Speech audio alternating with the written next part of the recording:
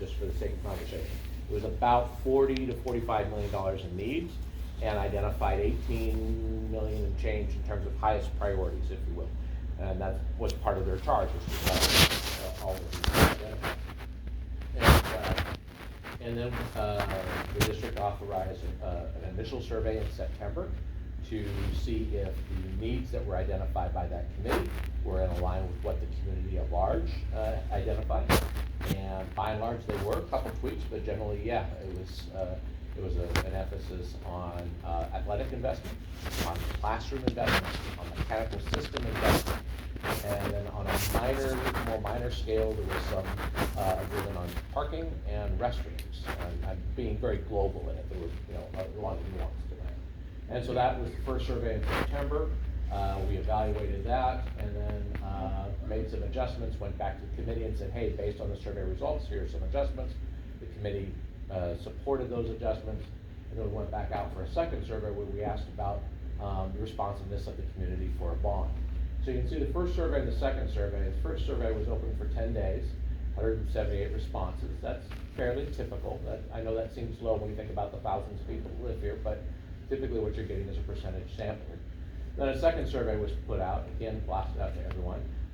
That was just last Tuesday, so in 6 days. So I wanted to make sure I had some data for you. I left the second survey open. I didn't close it. I sort of took a snapshot of time this morning and said, okay, here's where we're at. So here's where we're at 224 responses in 6 days. So it's a very quick survey. It's meant to just take a minute. The idea is that increases participation. If it's not something that takes an hour, if it takes a minute or two, then you get more responses, and so that's good. Similar size districts, I received similar participation, anywhere from 150 to 200 responses. So you're sitting, pretty even with other districts of similar size. The 4 initial yes/no questions were designed just to test the concept of a bond, confirm priorities, and really kind of understand the higher level of what we're looking at. The 5th one, and I always end the survey with an open-ended, it's like, what did we miss? It gives people a chance to sort of, I don't want to say vent, but identify their biggest concerns, their biggest issues. Next slide, please. Okay, so the first question was, from our first survey, so again, remember, this is the second one, is we heard our community identify the highest priorities as upgrades to core curriculum, replacement of the high school grandstand, upgrades to ventilation, heat, and cooling, repairs to parking lots, more fields, and investments in Veneta's gym and restrooms. And again, that was the highest, as I say, that's the highest. There was some nuanced things like some fencing and other things. Those were the highest priorities. And would you support a bond that included all these priorities? You see 70% yes. Then yeah, those make these a good priority. Next question. So next question is, would you support a bond if the designated classroom upgrades were focused almost entirely at the middle school level, recognizing the greatest needs are at those classrooms? And that percentage dropped down to about 55 or so. And so still supporting that, recognizing that in the last bond, the least amount of money, I'd say, was spent at the middle school level, if you will, in terms of those classrooms. But as I found later in the open-ended responses, it's like, well, we still have some high school classroom needs and some Benita elementary school classroom needs. So I think that's why you see about a 10% differential. It's like, well, let's not go all in. Also, there was some comments too about, well, why are we spending all the money at the middle school? And that's not what the question asked, but that's kind of where people took away from that. So we want to recognize that as certainly an issue. Next question. So district's considering a bond issue in May of 24 to address these needs. And again, he's considering. There's been no vote on that. The estimated total combined bond tax rate would be $2.20 per $1,000 for county assessed home value.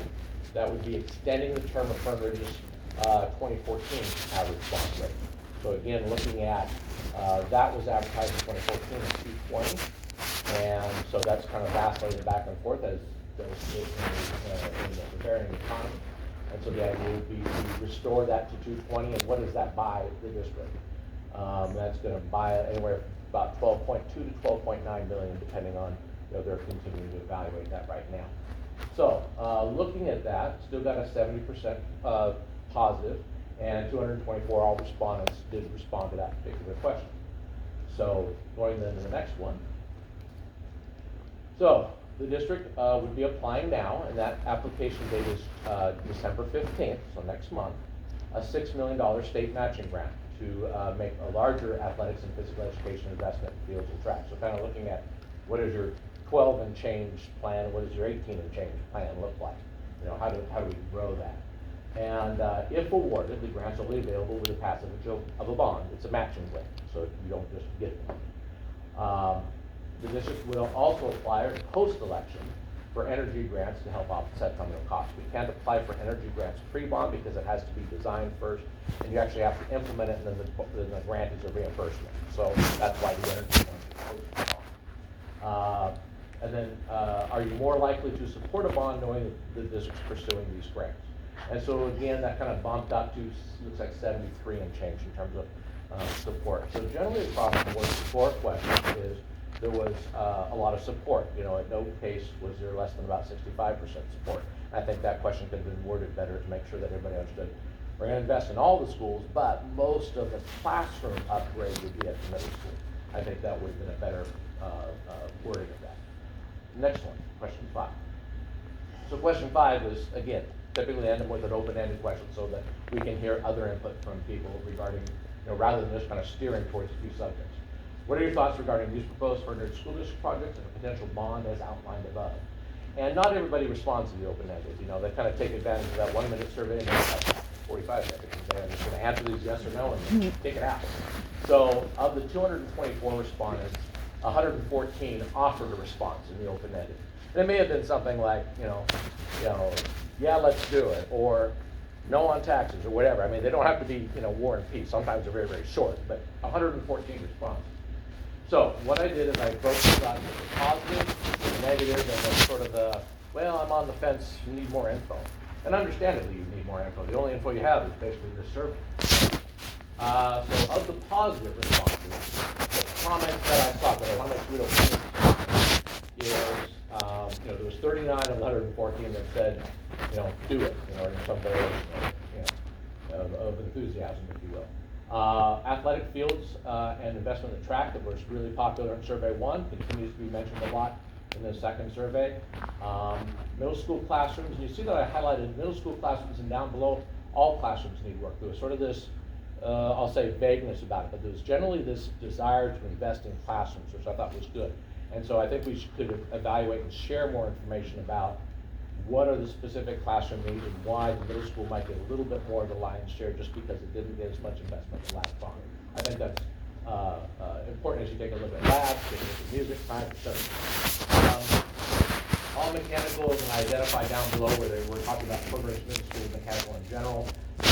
Mechanical in all 3 of the schools, not so much at this facility, needs an investment, as you had just seen when Michelle had presented is you're spending money to repair mechanical, but not necessarily replace mechanical.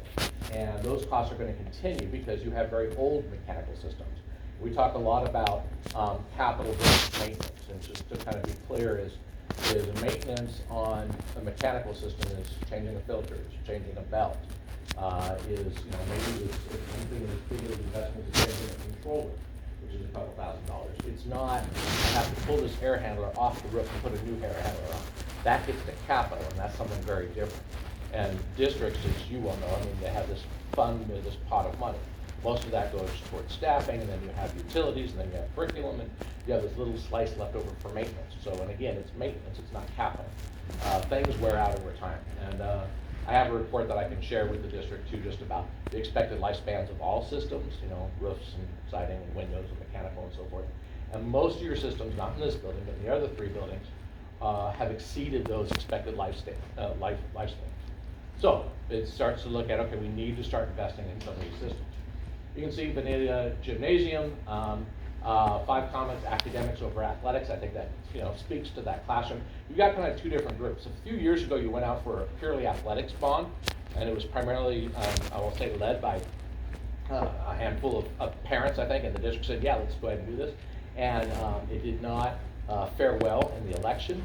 And I don't think it was because, what I'm hearing over the last year is it wasn't necessarily that people didn't like the idea of athletics. It's like, but where's the classroom piece? Where's the other, the educational piece? And that may be, that's kind of what I'm kind of gleaning from a lot of the survey information. Investment in the grandstand, of course.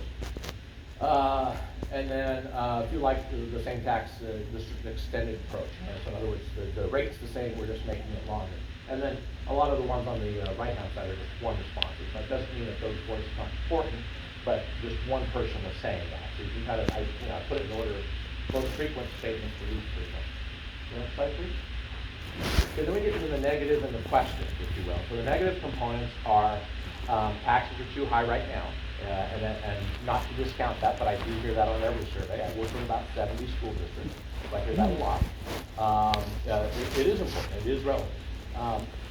Personnel concerns and trust, I'm just kind of putting that in the book. I'm not putting names on there or positions or anything, but there were 9 statements of personnel concerns, which really wasn't what we were getting at. We're getting about facilities, but I understand that this is their opportunities to get their voice heard. Also, too, is the verbatim comments I sent off to the school district today. So, you want those, you can see the verbatim comments. I'm summarizing here for sure. Curriculum should be improved or back to basics with some comments that I was hearing a lot. Further, school district is not stretching their dollars far enough, is what I heard. Or not maintaining what they have. And again, I think that gets the difference between maintenance and capital investment, and those are very different.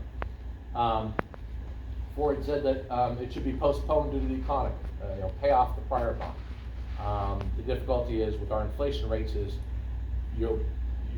each cycle that's going to be more and more and more. So, and not discounting the impacts to local taxpayers, but that is a thing to consider. Is the longer you push that off, and the inflation starts to outpace you.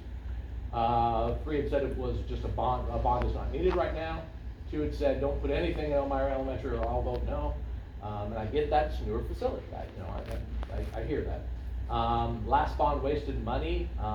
Wasn't quite sure where they were driving at that. There was a comment made about the amount of landscaping over at Bonita Elementary School parking lot as an example of wasted money. But the landscape over there was required by code. That was required by code. Yeah, that was a storm was well. But again, these people are operating with this micro amount of questions, so they don't have that information. So I think what this is saying is this, the negative comments and the questions are, hey, this is where we need more information. We don't have any information.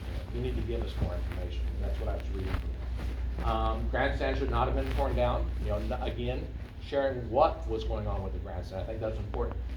Wood grandstands at 70 years old, they're in that same vintage. They're coming down all over the state. Banks, Yamhill Carlton, they're all kind of similar vintage. They all have wood grandstands and they're all falling apart. Yamhill Carlton is currently closed, and they're looking at over $300,000 just to replace the structural members that have rotted, and that doesn't even address the other issues. It's just the structural members. So it is a thing that's kind of coming due, if you will. A lot of buildings come due. And then a comment regarding focusing instead on academics, getting kids caught up with COVID. And I think that's a great comment. Granted, only one person said that in that survey, but it's a great comment because Michelle just commented that there's this investment in this catching up for students that's happening. But if you don't push that information out there, so much of your community doesn't even know you're spending that money. I know if I was a kid, I think of summer school as a penalty, not as a helping me out kind of thing.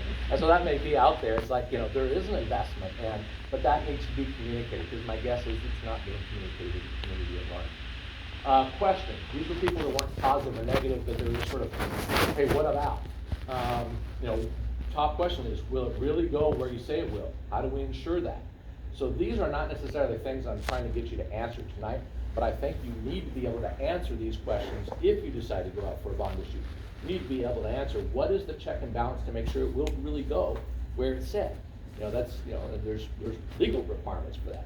If you say I'm going to spend it on roofs, you better not go buy computers with it. It's not that buying computers is bad. I'm just saying. Why were the grandstands torn down? Were they not maintained as they should have been? Well, the grandstands were painted just like 5 years ago, and there's a community activity. My understanding is you received the grandstands in the early 70s, and they were used then. They came from the fairgrounds. And it was a great community project, and I think that was fantastic. I love that the community rallied around that. But you've got bleachers that were already 20 years old. And then you install them, and you got 5 decades of use out of them. I think that's great. I think that's terrific. But it's wood, it's outside, things happen. I don't know what to tell you. So anyway, but I think the information needs to be vetted and then shared with the community. They don't know that. They say, well, they look old, they look rotted. You're right, they are old and they are rotted.